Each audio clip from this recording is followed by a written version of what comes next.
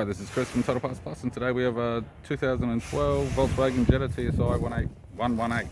Stock reference number 5693. This shape runs from the 2nd month 2011 through to the 10th month 2014. It has a CAVD 1.4 litre 4-cylinder twin charge petrol engine backed by an automatic front-wheel drive transmission. CAVD 1.4 litre 4-cylinder turbo petrol engine. We have the radiator grille, right hand headlight, tidy front bumper cover, left hand headlight, left guard has no damage, left power door mirror, bonnet has no damage, left front 16-inch factory alloy mag with a good tyre, left front door has no damage, left rear 16-inch factory alloy mag with a good tyre. We have the left hand tail light, left boot lid garnish, tidy rear bumper cover, boot lid has no damage, right hand boot lid garnish, right hand tail light, right rear 16-inch factory alloy mag with a good tyre, right rear door has 2 small dents, right front door has 1 small dent, right power door mirror, right guard has no damage, and a right front 16-inch factory alloy mag with a good tyre. With the driver's side door trim, power window master switch.